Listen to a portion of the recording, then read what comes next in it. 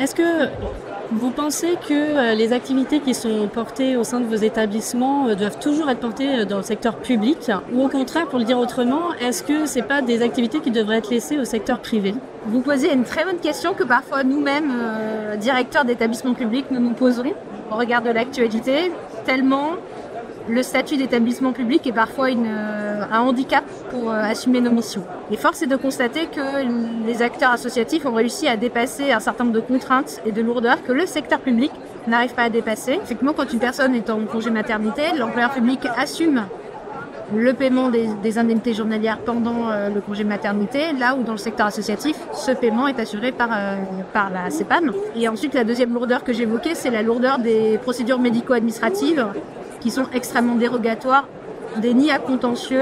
On pourrait citer plein d'autres exemples. Le Ségur de la santé qui n'a pas été étendu à toute la fonction publique hospitalière, alors que dans le secteur associatif, c'est récemment étendu à tout le secteur. La mutuelle qui n'est pas mise en place dans la fonction publique hospitalière et qui devrait l'être au 1er janvier 2026 s'il n'y a pas de report. 12% d'augmentation de charges patronales sur 4 ans. Les statuts particuliers des professionnels qui ne sont pas toujours adaptés. Donc tout ça, mis bout à bout, tous ces petits obstacles font que le statut public est de plus en plus lourd à gérer. Vous pensez que les dispositifs de coopération, et notamment celui qui est très récent, dont on parle beaucoup, le GTSMS, même si ça concerne pour le moment que le secteur de la personne âgée, mais est-ce que vous pensez que ça peut être des dynamiques intéressantes pour justement favoriser l'attractivité du secteur public du handicap notamment? Les petits établissements doivent coopérer parce que sinon, ils ne font que survivre par rapport à toutes les contraintes juridiques, les contraintes opérationnelles qu'ils ont.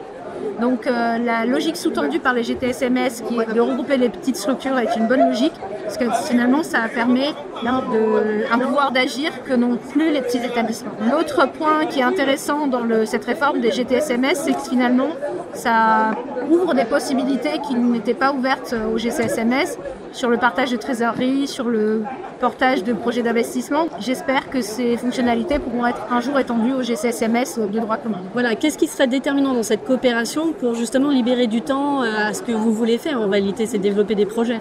Ça permet d'augmenter sur la technicité des fonctions support. Ça permet de regrouper des moyens. C'est ça qui est intéressant, c'est qu'on intègre la logique territoriale dans notre champ d'intervention et qu'on ne soit pas uniquement centré sur qu'est-ce qui se passe dans nos murs ou qu'est-ce qui est mis en place par nos équipes, mais qu'on ait une vision un peu plus large, un peu plus 360 sur le territoire dans lequel on intervient.